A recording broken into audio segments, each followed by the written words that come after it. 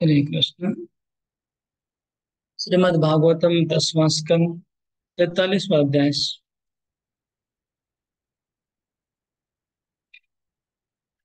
श्लोक नंबर 23 से आरंभ होगा।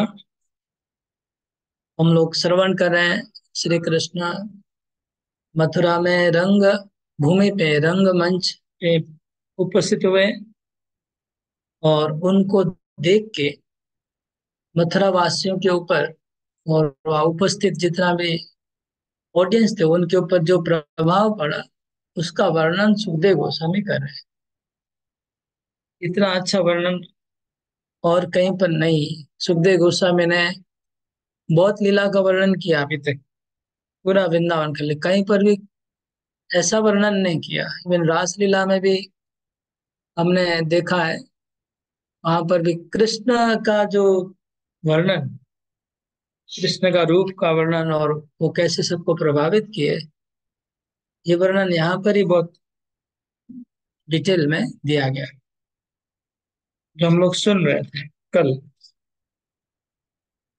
वहां पर तीन कैटेगरी मैंने बताया था, तो मंचस्था, नागरा और राष्ट्रजना। उसका तात्पर्य में लिखा है, मंचस्था तो मंच के ऊपर स्थित, नागरा मतलब जो कंस की जो राजधानी थी, नगरवासी, नगरवासी को नागरा कहा गया था। और राष्ट्र का लिखा मतलब, राष्ट्र का अर्थ था कि कंस के शासनाधीन और भी जितने प्रदेश थे बाहर, वहां के जो नागरिक थे उनको राष्ट्र का कहा गया था। हम देखे कि सब लोग भगवान को अपनी आंखों से, भगवान के मुखारविंद का जो सौंदर्य अमृत है उसका पान कर रहे थे, और जीभ से भगवान को लेहन कर रहे थे। लेहन करना मतलब चाटना। ऐसा लग रहा है, वास्तव में नहीं चाट रहे, ऐसा लग रहा है कि जीभ से भगवान को चाट रहे, मतलब भगवान को देखने में ऐसे मतलब मग्न हो गए कि लग रहा है कि चाट रहे हैं भगवान जीभ से। और जिग्रंथ एवं नाशाभ्याम, और नाक से घ्राण कर रहे थे। चक्रवर्ती ठाकुर लिखते हैं कि भगवान को देख के आ, भगवान का जो शरीर का सौंदर्य था और उनका शरीर से सुगंध निकलती है, उससे वो प्रभावित होकर के उनकी श्वास मतलब नाक फूल गई सबकी, और जोर से श्वास ले रहे थे, जैसे लग रहा है कि कोई घ्राण कर रहा है ऐसा। तो वास्तव में घ्राण करने लगे दूर से, और उनकी श्वास और नाक फूल रहे थे, ऐसे घ्राण कर रहे थे कि कोई अच्छी वस्तु सूंघने की मिले तो हम लोग जैसे घ्राण करते हैं, ऐसे सब लोग बहुत तेजी से श्वास ले रहे थे। कितना भगवान के शरीर से सुगंध निकलती है। और श्लिष्यंत यह बाहु भी, जैसे लग रहा था कि बाहों से भगवान को आलिंगन कर रहे हैं। वो भी चेष्टा कर रहे थे, भगवान को दूर से वो लोग आलिंगन करने का अनुभव कर रहे थे। फिर हमने सुना कि वो लोग परस्पर आपस में, सब नगरवासी लोग जो भगवान को देख रहे थे वो आपस में बातचीत करने लगे। ऊचु परस्परम देवे यथा दृष्टम यथा श्रुतम। उन्होंने चर्चा आरंभ कर दी कृष्ण के बारे में। क्या चर्चा आरंभ की? यथा दृष्टम यथा श्रुतम। उन्होंने जो कुछ सुना था कृष्ण के बारे में इसके पहले, और अभी जो देखा उसकी चर्चा। अभी क्या देखा? अभी उन्होंने देखा कि हाथी को भगवान ने मार डाला। और क्या देखा? धनुष बाण को तोड़ दिया। और क्या देखा? नगर में प्रवेश करके धोबी को घाट उतार दिया। और वो माला मालाकार को कृपा किया, कुब्जा को कुबड़ी को सीधी कर दी। वो उनका शरीर टेढ़ा था, भगवान ने उनको सीधा कर दिया। ये जो घटना घटी है, वो मथुरा के घर घर में एक एक घटना की चर्चा होने लगी। भगवान ने एक दिन में कितनी सारी लीला कर दी, जो लीलाएं महीना भर में करते हैं भगवान। एक एक लीला एक एक दिन करते हैं। एक दिन में इतने सारे लीला की भगवान ने, एक दिन में कितने लोगों को उद्धार कर दिया। इसलिए मथुरा में तो मतलब बरसात बरसा दिया लगता है भगवान ने, एक दिन में बरसात कर दी। बाढ़, बाढ़ आ गया एक दिन में, इतनी लीला कर दी एक दिन में। एक दिन में धोबी को कृपा किया, मालाकार को कृपा किया, फिर अत्र इत्र वालों को कृपा किया, कुब्जा को कृपा किया, और दर्जी को कृपा किया, धनुष भंग हुआ, कुवलयापीड़ का वध हुआ। तो मथुरा में भगवान की लीला का भगवान ने बाढ़ ला दिया सबके घर में, वो चर्चा थी। ये था यथा दृष्टम, मथुरा वासी ने जो अपनी आंखों से देखा था। और यथा श्रुतम, जो उन्होंने सुना था, वृंदावन की बातों को उन्होंने सुना था कि वृंदावन में कृष्ण ने क्या क्या किया है। वो तो खाली सुना था, लेकिन सुनने पे कभी कभी भरोसा नहीं आता है। तो अभी आंखों से देखा तो भरोसा आया। या सच में कृष्ण ने ये सब, इन्होंने ये सब किया। तो और फिर उन सब कार्यों को वो लोग चर्चा करने लगे। तो तद रूप गुण माधुर्य प्रागल्भ स्मारिता इव, भगवान के रूप का, भगवान के गुणों का, रूप गुण और भगवान के सौंदर्य माधुर्य लीलाओं का और उनका निर्भय जो चेष्टा है, उन सब का वो स्मरण करने लगे। क्या स्मरण करने लगे? वो एक एक लीला आगे हम पढ़ रहे हैं, आज से पढ़ेंगे। इसमें क्या है कि जो ऑडियंस में अलग अलग लोग अलग अलग बातें कर रहे हैं ना, वहां तो सैकड़ों हजारों लाखों लोग हैं। सब लोग भगवान के बारे में कुछ ना कुछ आपस में बात कर रहे हैं। अब इतने लोगों का बात एक साथ कैसे कोई सुन सकता है? कैसे रिकॉर्डिंग हो सकता है? रिकॉर्डिंग तो एक आदमी का कर सकता है। तो सुखदेव गोस्वामी एक के बाद एक अलग अलग लोगों का बातचीत को हमारे सामने प्रेजेंट कर रहे हैं। जैसे आप लोग देखते हैं ना, कभी कभी कोई घटना घट जाती है, तो जो रिपोर्टर होते हैं वो लोग माइक लेके जाते हैं और एक एक आदमी के हाथ में माइक थमा देते हैं। लाइव, लाइव टेलीकास्ट होता है ना न्यूज, तो उसमें क्या करते हैं, एक आदमी को बोलेंगे तुमको क्या लग रहा है बोलो, तुमको क्या लग रहा है बोलो, तुमको क्या लग रहा है बोलो। तो 10 जन का रिव्यू सुनाते हैं घटना के ऊपर।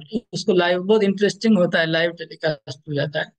तो सुखदेव गोस्वामी अलग अलग ऑडियंस से माइक दे रहे, सबसे बुलवा रहे हैं। वही ये श्लोक में भी अलग अलग 8-10 लोग हमको इधर लिखा है, सब लोग अलग अलग बात कर रहे हैं कृष्ण के बारे में।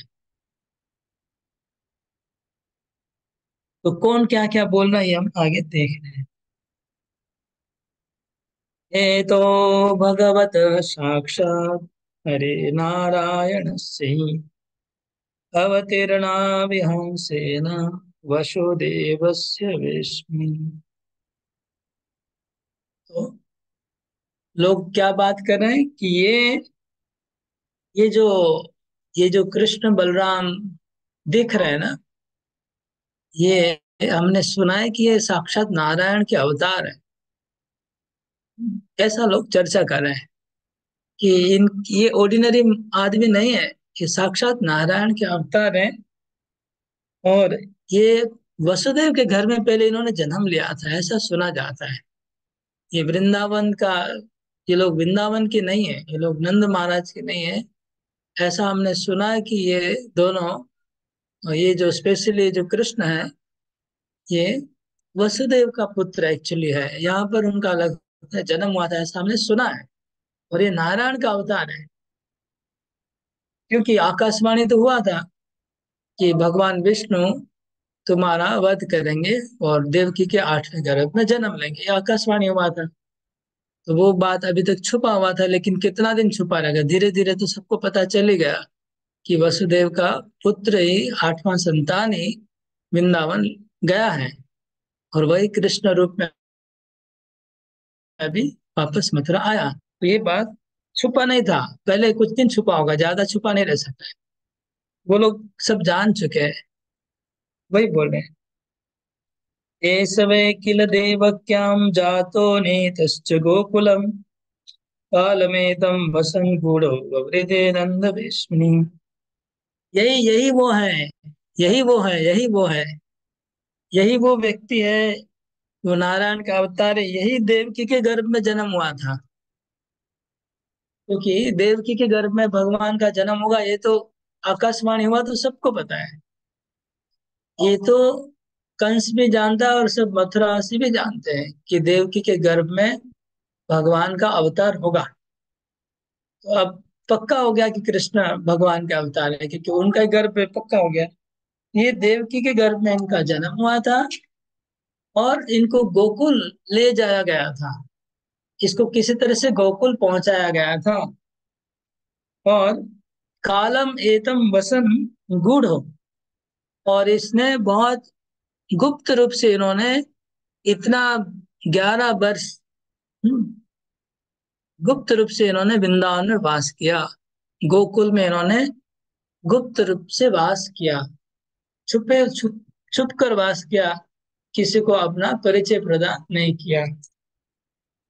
ववृद्धे नंद वेश्मनि, और ये बड़े हुए नंद महाराज के घर में। ववृद्ध मतलब बड़ा हुआ। हाँ, born and brought up बोले, born at Vasudev house and brought up at Nand Maharaj. born and brought up बोले ना, born मतलब जन्म मिलना, brought up मतलब बड़ा होना। तो ये born Mathura, brought up Vrindavan. तो ये नंद महाराज के घर में पले और बड़े हुए। पूतनानेन नितान्तं चक्रवातश्च दानव अर्जुनो गुह्यका केसि धेनुकोन्नेत च तद्विधा। इसने ही पुतना का वध किया, पुतना को इन्होंने ही मार डाला। इन्होंने ही चक्रवात को, तृणावर्त को मारा। इन्होंने यमलार्जुन वृक्ष का उद्धार किया। इन्होंने केसी का वध किया। इन्होंने धेनुकासुर का भी घाट उतारा। और ऐसे जितने भी बड़े बड़े असुर वध हुए हैं वृंदावन में, सब असुरों को इन्होंने वध किया है। गावसपाला एतेन दावाग्नेयमनिमोचिता कालयोदमितो सर्प इंद्रश्च विमदकृत। ये गाय का पालन करते थे, और जब दावानल लगा था, वृंदावन में आग लग गया था, दावाग्नि, तो दावानल से गायों को इन्होंने बचाया था। ये वही है, ये वही नारायण के अवतार है कृष्ण, जिन्होंने दावानल पान करके गोकुल की रक्षा की है। इन्होंने कालिया नाग का दमन किया है। इन्होंने इंद्र का गर्व को मोचन किया है। इंद्र के घमंड को इन्होंने खंडन किया। सप्ताह में एक हस्तेन धृतो अद्रि प्रवरो मुना। इन्होंने एक सप्ताह पहाड़ को अपने कनिष्ठ उंगली के ऊपर धारण करके रखा था। ये वही कृष्ण है, ये वही नारायण के अवतार है कृष्ण, जिन्होंने एक सप्ताह गिरिराज गोवर्धन को अपने कनिष्ठ उंगली पे धारण किया था। तो अभी इतने लीलाएं में, तो फिर इनके लिए कुल यापिड़ क्या है, चाणूर मुष्टिक क्या है, कंस क्या है। वर्षवातासनीभ्यश्च परित्रातम च गोकुलम। जब इंद्रदेव ने गोकुल के ऊपर तूफान बारिश और भेज दिया, तो भगवान ने उनकी रक्षा की, गोकुल की रक्षा की। गोप्योऽसो नित्य मुदिता हसित प्रेक्षण मुखम पश्यन्ति विविधांस्तापांस् तरन्ति स्म सुगमं मुदा। और यही श्री कृष्ण का निरंतर गोपियां इनका मुख दर्शन करती हैं। गोपियां ये यही श्री कृष्ण के मुखारविंद का निरंतर दर्शन करती है, पान करती है, और उनका सारा ताप और श्रम दूर होता है केवल श्री कृष्ण का इनका दर्शन करने से। ये वही श्री कृष्ण है, ये वही कृष्ण है जिन्होंने पूतना को मारा, आगासुर, बकासुर, देनाकुसुर के सुर, इन्होंने गोवर्धन को धारण किया, इन्होंने वो कालिया दमन किया था, वही कृष्ण है। ये लोग आपस में चर्चा करने लगे, इसलिए इतने सुंदर लग रहे, इसलिए वो इतने शक्तिशाली है, इतने, इसलिए उन्होंने कोल्यापिड़ को वध कर दिया, क्योंकि ये कृष्ण वही है। ऐसे आपस में सब लोग श्री कृष्ण की सब लीलाओं की चर्चा होने लगी भक्तों में, मथुरा वासियों में। सब लीला को याद कर लिया उन्होंने, मथुरा वासियों ने। वदन्त्यनेन वंशोऽयं यदोऽसु बहु विश्रुतः श्रियं यशो महत्त्वं च लक्ष्यते परिरक्षितः। अभी वो लोग आगे का बात कर रहे हैं। कि ऐसा कहा जाता है कि यादव वंश में इन्होंने जन्म लिया, और इनकी वजह से यादव कुल फेमस हो जाएगा। यदु कुल में जन्म लिया है, इसलिए यादव कुल फेमस होने वाला है। इनकी वजह से यादव कुल संपत्ति, यशवान और महान कीर्ति को लाभ करेगा, कृष्ण का अवतार लेने की वजह से। मतलब इस श्लोक का अर्थ है कि हम लोग जो मथुरावासी, हम लोग भी भाग्यवान हैं, क्योंकि श्री कृष्ण ने मथुरा में जन्म लिया, हमारे कुल में, यादव कुल में जन्म लिया। हमारा कुल भी इनकी वजह से विख्यात होने वाला है, क्योंकि इन्होंने हमारे कुल में जन्म लिया, क्योंकि मथुरा में तो यादव भी इंक्लूड है इसमें चर्चा करने में सब। अयम चाशाग्रज श्रीमान राम कमल लोचन प्रलंबो निहतो ये न वत्स को ये च बकादय। और ये जो है, उनके पास में जो और एक व्यक्ति दिख रहे हैं, ये उनके बड़े भाई दाऊ जी हैं। इनका नाम है राम, इनको राम कहते हैं, वृंदावन में बलराम जी को राम कहते हैं। कमल लोचन, इनकी आंखें भी कमल की जैसी हैं। इन्होंने प्रलंबासुर का वध किया, वत्सासुर का वध किया, और भी बकासुर आदि राक्षसों का इन्होंने वध किया।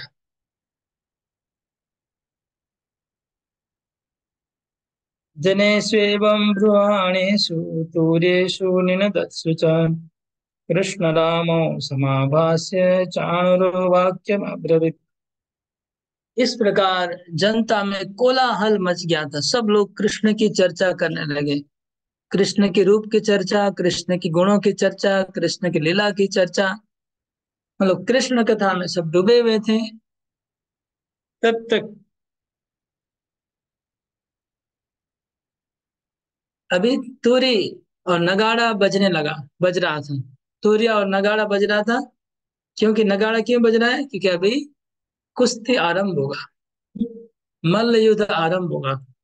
जब भी कोई मल्ल युद्ध आरंभ होता है, उसके पहले नगाड़े बजते हैं, दुंदुभी बजते हैं। तो बजाना चालू कर दिया, कंस ने इशारा किया, वो लोग ने साउंड सिस्टम चालू कर दिया, तो अभी वो बजने लग गए। तब मल्ल युद्ध आरंभ होने के पहले जो लोग मल्ल युद्ध में भाग लेते हैं, लोग एक दूसरे को संबोधन करते हैं, एक दूसरे को एड्रेस करते हैं। तो चाणूर पहले बोलने लगा, चाणूर ने बात करना आरंभ किया। चाणूर क्या बोलता है, हम देखते हैं। चाणूर कहता है, हे नंद सुनो, हे राम, भवन्तो वीर सम्मतो नियुद्ध कुशलो श्रुत्वा राज्ञा होतो दिदृक्षिण। तो चाणूर कहता है, हे नंद सुनो, हे नंद के पुत्र कृष्णा, चाणूर ने कृष्ण को कहा, हे नंद महाराज के पुत्र कृष्ण, हरे राम, हे बलराम, आप दोनों सुनिए ध्यान से। हे कृष्ण, हे राम, आप ध्यान से सुनिए। यहाँ पर देखिए, कृष्ण को नंद महाराज का पुत्र कहा है चाणूर ने। और राम को नहीं कहा, क्योंकि राम वसुदेव के पुत्र है तो सब लोग जानते हैं। लेकिन कृष्ण जो वसुदेव के पुत्र है कोई नहीं जानता है। इसलिए कहा कि हे नंद महाराज के पुत्र कृष्ण, अरे बलराम,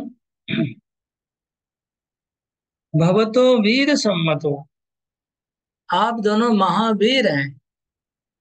आप दोनों बड़े शक्तिशाली हैं, बड़े वीर हैं। नियुद्ध कुशलो, ऐसा सुना जाता है कि आप लोग युद्ध करने में बड़े पारदर्शी हैं। आप दोनों युद्ध करने में बड़े एक्सपर्ट हैं, ऐसा हमारे महाराजा ने सुना है। हमारे महाराजा मतलब कौन? कंस। हमारे महाराजा कंस ने ऐसा सुना है लोगों से कि आप दोनों युद्ध कला में बहुत एक्सपर्ट हैं। इसलिए हमारे महाराजा की बड़ी इच्छा हो गई है आप लोग का युद्ध कौशल दर्शन करने का। इसलिए आप लोग का युद्ध कौशल दर्शन करने की उनकी इच्छा हुई है, इसलिए आप लोग को यहाँ पर इनवाइट किया गया है अपना युद्ध कौशल का प्रदर्शन करने के लिए। ये था इंट्रोडक्शन। तो चाणूर को इंट्रोडक्शन करने का सेवा दिया गया है। चाणूर इंट्रोडक्शन कर रहा है, कृष्ण का रिसेप्शन व स्वागत कर रहा है। अभी तक कंस तो कुछ बोला ही नहीं है, चुपचाप बैठा है। चाणूर बोल रहा है कि हमारे महाराज आपका युद्ध कौशल दर्शन करने के लिए बहुत इच्छुक हैं, क्योंकि आप लोग ने बहुत युद्ध कौशल प्रदर्शन किया है वृंदावन में। इसलिए उनको खुशी करने के लिए, उनकी इच्छा पूरी करने के लिए आपको बुलाया गया है। आप दोनों युद्ध कौशल प्रदर्शन करके हमारे महाराज को खुशी करिए। यहाँ पर अ, यहाँ पर जीव गोस्वामी हरिवंश पुराण से कोट करते हैं, जो कि भागवतम में नहीं है। वहां से कोट करते हैं, वहां पर कृष्ण बोलते हैं कि अरे आप कैसी बात करें, हम दोनों तो बच्चे हैं। हम लोग में युद्ध कौशल कौन सा है? हम लोग क्या युद्ध कौशल दिखाएंगे? हम तो छोटे 11 साल की उम्र के बच्चे हैं। और आप दोनों तो मल हैं। आप दोनों तो मल्ल युद्ध में एक्सपर्ट है, चाणूर और मुष्टि। आपने तो कितने मल्लों को, हमने कभी मल्ल युद्ध किया नहीं है। हम लोग तो बच्चे आपस में कबड्डी खेलते थे उधर जंगल में, छोटे छोटे बच्चों के साथ में कुश्ती लड़ते थे। तो बच्चे बच्चे आपस में जो कुश्ती लड़ते हैं, और आप लोग प्रोफेशनल, आप लोग तो रेसलर हैं, प्रोफेशनल कुश्ती लड़ने वाले। उनके साथ हमारी क्या तुलना हो सकती है? और हमने तो आज तक किसी बच्चे को कुश्ती में मारा नहीं है। हम लोग तो खेल के पटक देते हैं बच्चे को, बस खत्म। लेकिन आपने तो कितने मल्लों को मार दिया कुश्ती में। हमने तो किसी को मारा नहीं है। और आपका शरीर का कद देखिए कितने बड़े हैं, हम कितने बड़े हैं। आपका शरीर का शक्ति कितना है, देखिए हमारा शक्ति कितना है। ये क्या ठीक हो रहा है? ये क्या जस्टिस है? आप हमारे साथ अगर कुश्ती करके अ, कुश्ती करना चाहते हैं, ये क्या ठीक है? ऐसे भगवान ने उनको, चाणूर को बोला। ऐसा यहाँ पे जीव गोस्वामी हरिवंश पुराण से बता रहे हैं।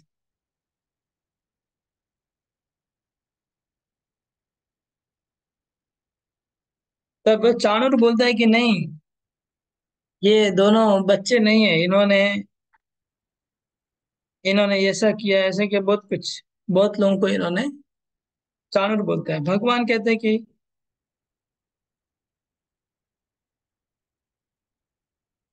इसमें मतलब चाणूर के साथ कृष्ण का थोड़ा वार्तालाप और ज्यादा वहां पर दिया हुआ है, तर्क वितर्क।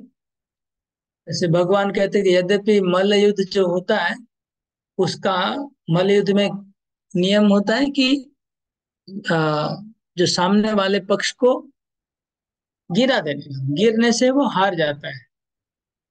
लेकिन चाणूर मुष्टिक ने कितने लोगों को मार डाला है गिरा के। ये तो अपराध है, ऐसा तो नहीं करना चाहिए। लेकिन फिर भी ऐसा करने के बाद भी कंस कभी कुछ बोला नहीं कि तुम, कंस के सामने ऐसा हुआ है। और उल्टा कंस खुशी खुशी होके उनको अप्रिशिएट किया कि वाह वाह। मतलब कंस का मनोरंजन करने के लिए कितने निर्दोष नादान लोगों को चाणूर और मुष्टिक ने मार डाला था कुश्ती में पहले। उसका कृष्ण ने यहाँ पर जिक्र किया, कोट किया। ये उन्होंने अन्याय किया है, ऐसा किसी मल्ल को नहीं करना चाहिए जो उसने किया है। इस तरह से भगवान ने अ, चाणूर के सारे दोषों को सबके सामने एक्सपोज कर दिया।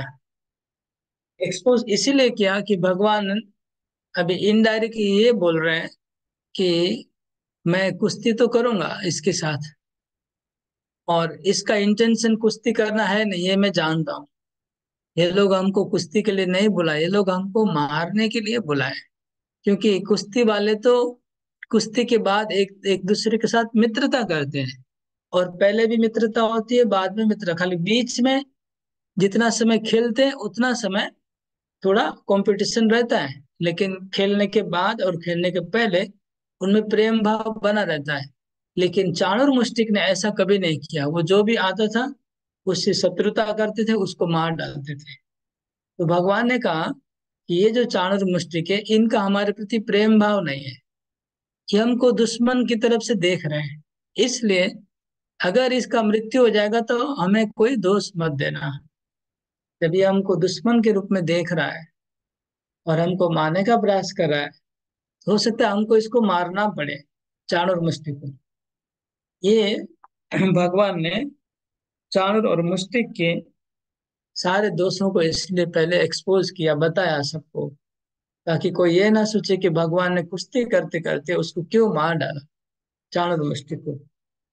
तो कृष्ण को तो मारना नहीं था, लेकिन वो लोग का प्लान ही था कृष्ण को मार डालने का, चाणूर मुष्टिक को। तो आगे फिर हम्म, देखिए वो लोग ने कैसा प्लान बनाया कि हमारे महाराज आपका युद्ध कौशल देखना चाह रहे हैं, इसलिए आपको बुलाया गया है मथुरा से। और इसका दूसरा अर्थ क्या हुआ?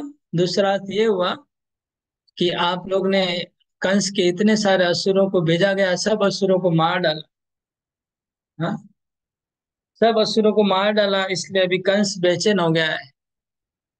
इसलिए यहाँ बुला गया था कि यहाँ पर लाके आप लोग को मारा जाए। वहां पर तो आप अपने घर में बहुत अपना पावर दिखाएं, अभी हमारे घर पे पावर दिखाइए। हमारे घर पे बुला गया था कि अपने घर पे हम बुला के आपको मार डाल सकते हैं। ये दूसरा अर्थ हो गया इसका। युद्ध कौशल देखना चाह रहे हैं, मतलब मार डालना चाह रहे हैं।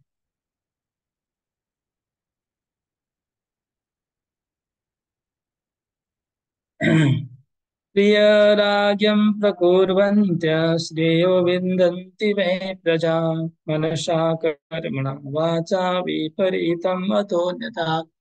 अभी चाणूर भगवान श्री कृष्ण को उपदेश दे रहे हैं। हाँ? चाणूर एक ऑर्डिनरी, एक नीच जाति का एक मल्ल है। वो ब्राह्मण भी नहीं है, क्षत्रिय भी नहीं है, हाँ, वैश्य भी नहीं है, कोई नीच शूद्र आदम होगा कोई। वो कृष्ण को उपदेश दे रहा है। क्या उपदेश दे रहा है? वो बोल रहा है कि प्रजा का कर्तव्य है कि राजा को प्रसन्न करके रहना चाहिए।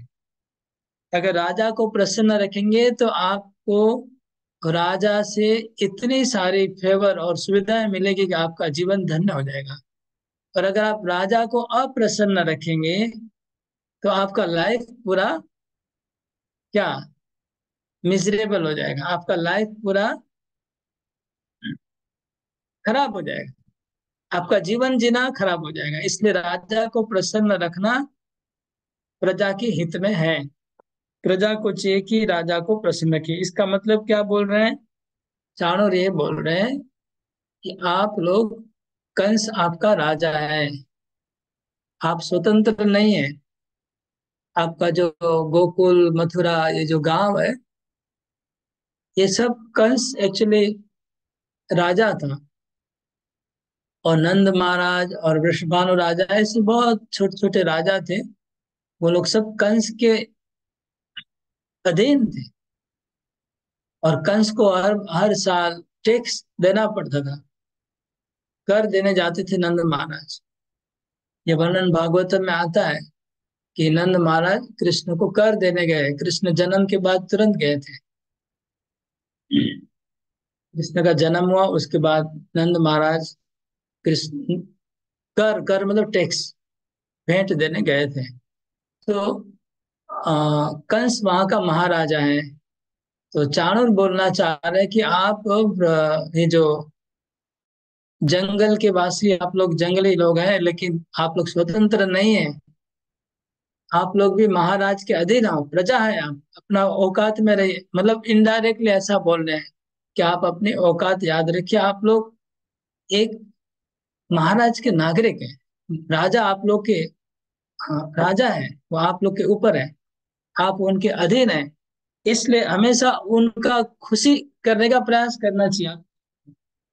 तो आपको क्या मिलेगा? श्रेयो विंदन्ति, आपका जीवन में जितनी भी सुविधा है सब मिल जाएगी। और क्या बोले? कर्मणा मनसा वाचा, वाणी से, मन से और कर्म से केवल राजा को प्रसन्न करने का ही प्रचेष्टा करना चाहिए। कंस महाराज को खुशी करने का प्रयास करना चाहिए। कैसा उपदेश है? हाँ? हम लोग शास्त्र कहता है कि कर्मणा मनसा वाचा, कृष्ण को खुशी करना चाहिए। मन से, वाणी से और कर्म से श्री कृष्ण को खुशी करने का प्रयास करना चाहिए। और चाणूर का गीता क्या है? चाणूर का गीता है कि मन से, कर्म से, वाणी से कंस को खुशी करना चाहिए। मतलब मनसा वाचा कर्मणा, कंस को खुशी करने का प्रयास करना चाहिए। तो क्या होगा? तो आपको सारा सुविधाएं प्राप्त हो जाएगी। और नहीं तो विपरीतम, विपरीतम मतलब नहीं तो उल्टा रिजल्ट आएगा। तो ये होता है भौतिकवादियों का फिलोसफी। जो भौतिकवादी लोग होते हैं उनका यही फिलोसफी, कॉर्पोरेट वर्ल्ड में यही चलता है, पॉलिटिकल वर्ल्ड में यही चलता है।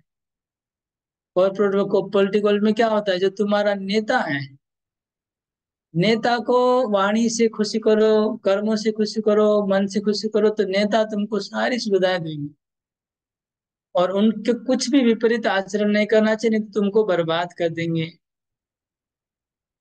पॉलिटिकल वर्ल्ड में वही है, तुम्हारा जो इंचार्ज है, कॉर्पोरेट वर्ल्ड में भी तुम्हारा जो बॉस है, मास्टर है, बस उनको केवल खुशी करना है।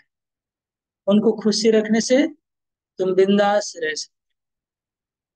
ये पूरा 100% भौतिक जीवन में सुखी रहने का भौतिकवादी शिक्षा है। ये शुक्राचार्य का गीता है, शुक्राचार्य से आने वाला ये उपदेश है कि अगर भौतिक जगत में सुखी रहना है तो अपने जो तथाकथित स्वामी है, तथाकथित हमारे जो प्रभु है, मास्टर है, इंचार्ज है, बॉस जो भी है, उसको खुशी रखना चाहिए। उसको खुशी रखो तो अपना जीवन भी आनंद से चलेगा। तो 99% लोग यही करते हैं। 99% लोग यही करते हैं, अपने ऊपर वाले को खुशी रख के अपना अपना पोस्ट, अपना पोजीशन, अपना स्टेटस वो आराम से जीते हैं, खुशी से जीते हैं। लेकिन बहुत रेयर लोग होते हैं जो इसके विपरीत जाते हैं। वो क्या करते हैं? कृष्ण को खुशी करने का प्रयास करते हैं। और कृष्ण को खुशी करेंगे तो फिर उल्टा होगा, फिर उसमें आपका वो प्रिंसिपल टूट जाएगा। जो आपका तथाकथित बॉस है वो नाराज हो सकता है, वो असंतुष्ट होगा। आपका भी सबका लाइफ में बॉस अलग अलग होता है ना। किसी का, सबका अलग अलग है। सबका जीवन का अलग है। किसी के लिए कोई नौकरी करता है उसके लिए बॉस है। कोई व्यापार करता है उसको कस्टमर को भगवान मानता है। हाँ? कोई जो कुछ लोग अपने इंचार्ज को भगवान मानते हैं, कुछ लोग अपने ऊपर लीडर है, लीडर को भगवान मानते हैं, सर्व लीडर को, व जो भी ऊपर लीडर है उनको खुशी करने का प्रयास करते, जो मंदिर को अथॉरिटी है कब, उनको भगवान मानते हैं।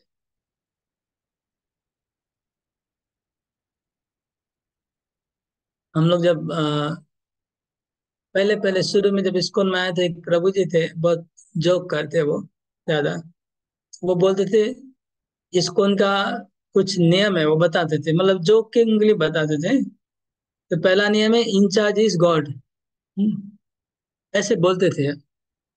इंचार्ज भगवान है, उनको भगवान मान के रहो, तुम सारा जीवन इस्कॉन में खुशी से रह पाओगे, नहीं तो तुम नहीं रह पाओगे। तो ऐसा, इस तरह का एक फिलोसफी चलता ही है। Incharge is God.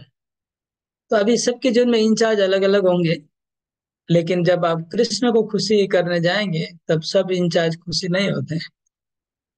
तो वो बात फिर हमें, हाँ, एक्चुअली हमारे जीवन में बहुत सारे लोग हैं जिनको हम लोग खुशी कर रहे हैं। बहुत लोगों को हम लोग खुशी कर रहे हैं, लेकिन यही गलती हो रही है। हमें केवल कृष्ण को खुशी करना चाहिए। और कृष्ण को खुशी करने की वजह से बहुत लोग नाराज होंगे, तो भी हमें डरना नहीं चाहिए। और वही हमारी परीक्षा है कि हम कृष्ण को खुशी करें। बहुत लोग नाराज होंगे, और उनके नाराज होने के बाद भी हम अगर करते रहेंगे तो वो शरणागति की परीक्षा होगी, और वही, उससे ही एक्चुअली शरणागति और भक्ति प्रेम उसको ही माना जाएगा। और जब तक हम लोग सबको खुशी करते रहेंगे तब तक हम भगवान की शरणागति नहीं कर सकते। जैसे कल प्रश्न पूछा था प्रभु जी ने कि हम जप करने के बाद हमको लगता है कि हमको कुछ काम करना चाहिए, दुकान में जाना चाहिए, ऑफिस में जाना चाहिए। ऐसा विचार क्यों आता है? क्योंकि हम सबको खुशी करने का सोच रहे हैं। हम सोचते अगर हम काम नहीं करेंगे तो बच्चे लोग नाराज हो जाएंगे। बच्चे बोलेंगे तो बूढ़ा बैठा हुआ है, कुछ करता नहीं है। आजकल तो मैं देखा कई परिवार में कई लोग तो मिलके अपनी बातों को शेयर करते हैं ना। कुछ लड़की लोग तो, क्या बोला, हमने आंखों से देखा अभी, कि अपने बाप को सीधे सीधा उल्टा सीधा बोल रहे हैं कि तुम काम नहीं करता बुढ़ा है, तुम थोड़ा तो काम करो, खाली बैठे रहने से थोड़ी होगा, इतना तो कर दो, इतना तो कर दो। इस तरह का अभी मैंने कल्चर कितना गिर गया।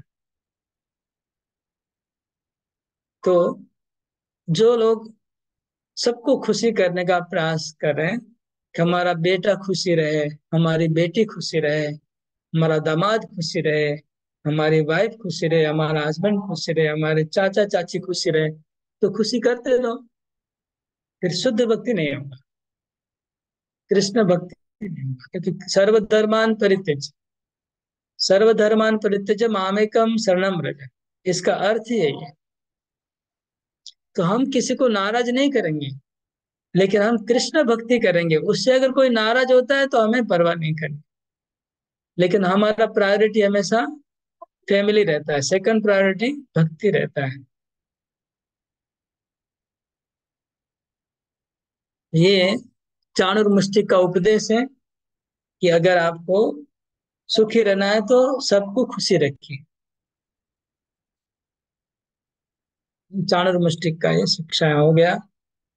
तो हमें एक दिन में तो होगा नहीं, लेकिन हमें प्रयास करना चाहिए। हम कृष्ण भक्ति बढ़ाते जाएंगे, और उन लोग को धीरे धीरे डाइजेस्ट करवाएंगे। वो लोग तो तुरंत डाइजेस्ट नहीं कर पाएंगे। अगर हम अभी छोड़ देंगे सब कुछ तो वो लोग को धक्का लगेगा, वो लोग नाराज हो जाएंगे, और हम भी ले नहीं पाएंगे। कि हम धीरे धीरे अगर हम भक्ति में आगे बढ़ते हैं तो हमारा मन भी धीरे धीरे एक्सेप्ट करेगा, उन लोग को भी धीरे धीरे डाइजेस्ट होना शुरू हो जाएगा। जो हमारे हमारे से जिनका बहुत एक्सपेक्टेशन है उनको भी धीरे धीरे धीरे धीरे सहन हो जाएगा कि हाँ ठीक है, भक्ति में जा रहा है, उसको जाना था। तो ये हमें सीखना चाहिए इधर से, ये चाणूर मुष्टिक से हमको ये यहाँ पर एक शिक्षा मिला।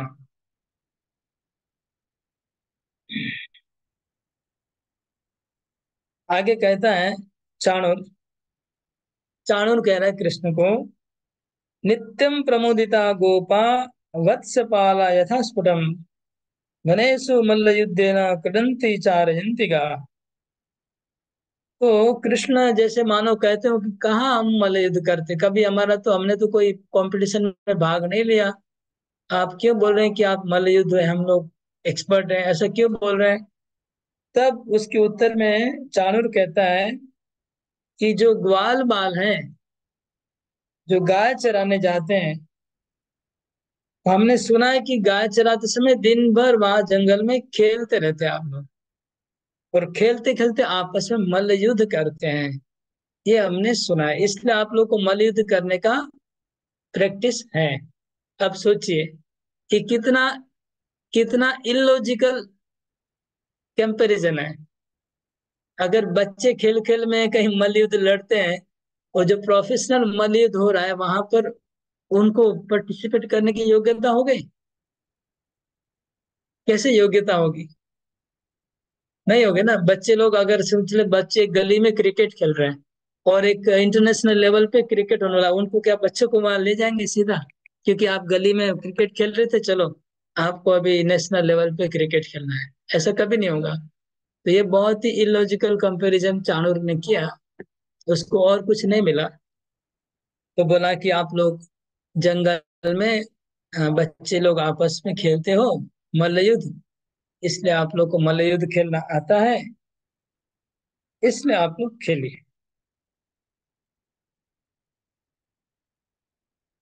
लेकिन इतना इलॉजिकल कंपैरिजन क्यों किया चाणूर ने? मैंने इतना भी बुद्धि नहीं है उसको कि बच्चे लोग आपस में कहाँ खेल रहे हैं, 5-6 साल के बच्चे अगर आपस में खेल रहे हैं, उनको मल्ल युद्ध में कैसे इंटरनेशनल लेवल में भाग गए? तो इसका अर्थ दूसरा ये हो सकता है कि गाय चराते चराते कृष्ण ने कंस के भेजे हुए सबको मार डाला है। अगासुर, बकासुर, धेनुकासुर, सबको उड़ा दिया कुश्ती में लड़ते लड़ते। तो इसलिए आपका पावर हम लोग को पता है, कंस को पता है, इसलिए आपको बुलाया गया है। तो ये अर्थ भी हो सकता है। तस्माद् राज्य प्रियम यूयम वयं च करवामहे भूतानि न प्रसीदन्ति सर्वभूतमयो नृप। वाह वाह वाह, चाणूर क्या क्या फिलोसफी है। चाणूर बोल रहा है, इसलिए आप लोग को चाहिए कि राजा को प्रसन्न करने के लिए, राजा को खुशी करने के लिए इस मल्ल युद्ध में भाग लें और युद्ध कौशल प्रदर्शन करें।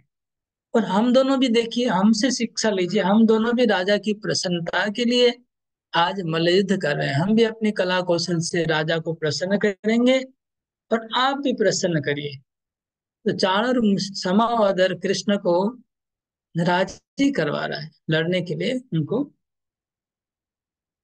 प्रेरणा दे रहा है, ताकि उनको, चाणूर को ऐसा लग रहा है कि कहीं कृष्ण ना कर दे तो फिर पूरा प्रोग्राम ही बिगड़ जाएगा, कि मैं मल्ल युद्ध नहीं करूंगा क्योंकि मेरी उम्र कम है। तो उसके लिए चाणूर उसको तैयार कर रहा है। और कंस का पूरा चमचा है, मतलब पूरा कंस के प्रसन्नता के लिए बात कर रहा है, पूरे पूरा चमचा कृष्ण कंस का 100%। तो आगे क्या बोलता है? भूतानि न प्रसिदन्ति, भूतानि न प्रसिदन्ति।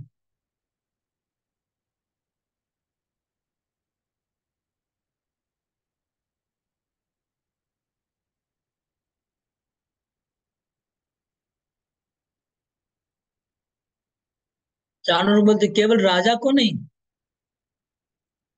जितने जितने लोग बैठे हैं ऑडियंस में, लाखों लोग तो ऑडियंस बैठे हैं, उन सबकी प्रसन्नता करनी है हमको।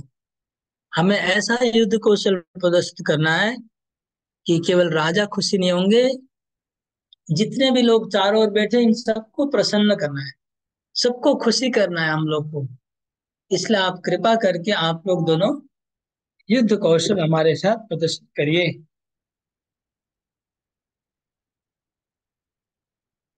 लेकिन एक बहुत बड़ा फिलोसफी दे दिया। वो क्या है? सर्वभूतमयो नृप।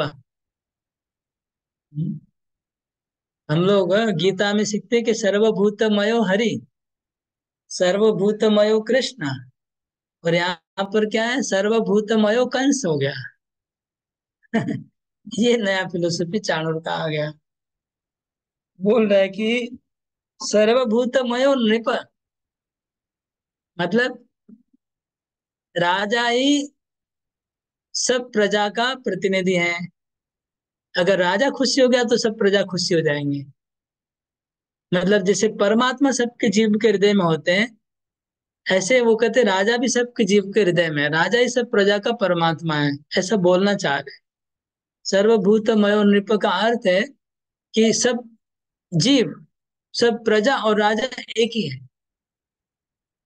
राजा खुशी सब प्रजा खुशी, राजा दुखी सब प्रजा दुखी। इसलिए सर्वभूतमयो नृप। जैसे कृष्ण खुशी तो सब जीव खुशी हो जाएंगे, कृष्ण अगर नाराज है तो सब जीव, क्योंकि कृष्ण के सब अंश है। इसी प्रकार राजा, प्रजा राजा की अंश है। ये बोल रहा है प्रजा जो है राजा की अंश है। अगर राजा पापी है तो प्रजा भी पापी हो जाएगी, राजा पुण्यवान है तो प्रजा पुण्यवान होगी, राजा सुखी तो प्रजा सुखी। ये बोलना चाह रहे कि सर्वभूतमयो नृप। इसलिए अगर हम कंस महाराज को खुशी करेंगे तो यहाँ जितने उपस्थित जीव हैं, प्रजाएं सब प्रसन्न हो जाएगी। इसलिए केवल कंस को प्रसन्न करने का प्रयास करिए। उनकी इच्छा है कि आप मल्ल युद्ध में कौशल प्रदर्शन करिए, युद्ध कौशल। यहाँ पर ये राजा को इतना प्राधान्य क्यों दिया? एक विचार आया मेरे को, ऐसा लग रहा है कि बाय चांस कृष्ण ने ऑडियंस को पूछ लिया सबके सामने कि आप लोग बताइए, क्या हमें इनके साथ युद्ध करना चाहिए? हम लोग तो 11 साल के बच्चे हैं और ये लोग कितने महान हैं, बड़े बड़े हैं, हाथी के जैसा शरीर है। तो प्रजा मेजोरिटी बोल देगी कि नहीं, अन्याय है, ऐसी संभावना है। तो यहाँ पर उस संभावना को चाणूर ने काट दिया पहले ही, कि राजा अगर जो बोलता है वो करना चाहिए, क्योंकि राजा ही सर्वभूतमय है। अगर राजा खुशी तो प्रजा खुशी, राजा नाराज तो प्रजा का ओपिनियन नहीं लेना चाहिए, राजा का ही ओपिनियन लेना चाहिए। ये बात कर दिया चाणूर ने कि सर्वभूतमयो नृप। जैसे हम बोलते हैं ना कि हमें जनता को खुशी नहीं करना चाहिए, कृष्ण को खुशी करना। कृष्ण मूल है तो मूल में जल सिंचने से पत्ते पेड़ पौधे में पानी ऑटोमेटिक पहुंच जाएगा, पत्ते पत्ते में पानी नहीं डालना चाहिए। इसी प्रकार चाणूर कह रहा है कि कंस को ही खुशी करना चाहिए, प्रजा को खुशी नहीं करना चाहिए। प्रजा बोलेगी कि लड़ाई मत करो तो उनकी बात नहीं सुननी चाहिए, राजा की बात सुननी चाहिए। इस तरह से चाणूर ने अपना प्रपोजल रखा कि कंस चाह रहे कि आप हमारे साथ युद्ध करें, इसलिए आपको करना चाहिए और किसी का बात नहीं सुनना चाहिए।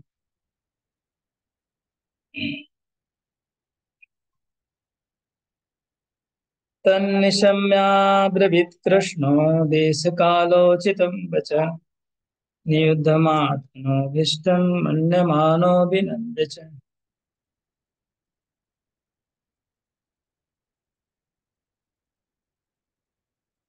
तो जब श्री कृष्ण ने ये बात सुना,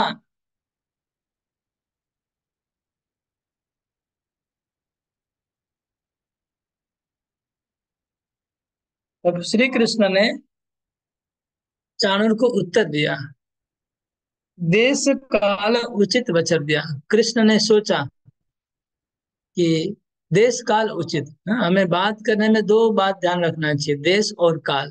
जब भी हम कुछ बोलेंगे तो हमें देश मतलब स्थान को याद रखना चाहिए, हम किस स्थान में बैठ के बात कर रहे हैं। और समय, समय और स्थान, देश और काल, इसका ज्ञान जिसको होता है वही विद्वान वैज्ञानिक कहा जाता है। जिनको ये ज्ञान नहीं है वो अज्ञानी है। ये भूल जाता है कि हम किससे साथ बात कर रहे हैं, हम किस स्थान में बैठे हैं, हम किस समय में बात कर रहे हैं, ये बात जो भूल जाते हैं वो अज्ञानी होते हैं। कई लोग ऐसे होते हैं भूल जाते हैं किससे बात करें, भूल जाते हैं, एक ही जैसा एक ही टोन में सबसे बात करने लग जाते हैं। एक ही टोन में सबसे बात नहीं कर सकते, पर्सन टू पर्सन हमारा बात अलग अलग होगा। और इसी प्रकार जैसे हमारे ऊपर जो है उनके साथ हमारा सॉफ्ट टोन होना चाहिए। जो हम लेबर से बात करते हैं ऐसे बात हमारे ऊपर वाले गुरुजन से नहीं कर सकते। इसी प्रकार स्थान का भी ध्यान रखना चाहिए, समय का भी ध्यान रखना चाहिए। तो भगवान ने स्थान, समय और पात्र का ध्यान रखते हुए उत्तर दिया। तो भगवान ने सोचा कि हाँ, मेरे को भी तो युद्ध करने की इच्छा है, मैं भी चाहता हूं कि युद्ध हो। ऊपर ऊपर से भगवान मना कर रहे थे, लेकिन अंदर में तो वो भी चाहते थे कि ये मल्ल युद्ध करके, कुछ युद्ध करके कंस को खत्म किया जाए, चाणूर को खत्म किया जाए। उनका भी प्लान था। प्रजा भोजपतेरश्च वयं चापि वनेचरा करवाम प्रियं नित्यं तन्न परमनुग्रह। तो कृष्ण ने कहा हाँ, आपकी बात सही है। हम लोग तो प्रजा ही हैं, हम तो प्रजा हैं। भोजपति, भोजपति मतलब कंस महाराज, मतलब कंस को बहुत ऊंचा सम्मान दिया कृष्ण ने, भोजपति कह दिया। भोजराज के जो पूरा वंश है उसके राजा है कंस। तो नेचुरली हम उनकी प्रजा हैं। और प्रजा में भी हम लोग तो वनेचर, हम लोग तो जंगली हैं, वन में जंगल में रहना। हम तो एकदम प्रजा, एकदम निकृष्ट प्रजा हैं। हम तो मथुरा में रहने वाले नागरिक नहीं है, नहीं तो हम लोग राष्ट्र का जनपद में रहने वाले भी नहीं है। हम तो लोग जंगल में रहने वाले एकदम छोटी प्रजा है इस महाराज की। इसलिए हम तो हमेशा नित्य ये महाराज की प्रसन्नता के लिए, प्रियता के लिए ही करेंगे काम। ये उनकी प्रियता के लिए काम हमें करना ही है। ये तो बहुत परम कृपा है महाराज की हमारे ऊपर। हाँ, कि उनकी प्रसन्नता के लिए हमको युद्ध कौशल के लिए बुलाया है और हमको ये मौका दिया इतना बड़ा परफॉर्मेंस करने का। हमारे जंगली गांव वाले को इतने बड़े स्टेज पे बुला कर परफॉर्मेंस करने का मौका दिया है। ये तो उनका परम अनुग्रह है। वो हमारे ऊपर बहुत ज्यादा ही कृपा करने वाले हैं, ऐसा लग रहा है कि हम कहाँ मथुरा वासी, कहाँ हम लोग जंगल के लोग, हम लोग को बुला लिया इतने बड़े प्रोग्राम में परफॉर्म करने के लिए। ये तो हमारे ऊपर उनकी बहुत विशेष कृपा है, परम अनुग्रह है। भगवान ने पूरा इस तरह से बात किया, उल्टा दिया, पूरा बात को उल्टा दिया। तो हम उनका प्रिय काम जरूर करेंगे। उनका प्रिय काम क्या है? अभी उनका प्रिय काम उनको मोक्ष में पहुंचा देना। उनको यहाँ का लीला खत्म करके मार के पहुंचा देंगे मोक्ष में। तो भगवान बोले कि हम उनका प्रिय काम ही करेंगे।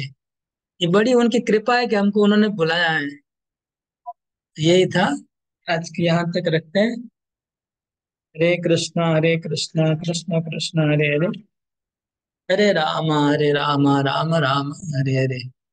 शिल प्रभु। হরে কৃষ্ণ বাবু, ধন্যবাদ প্রণাম।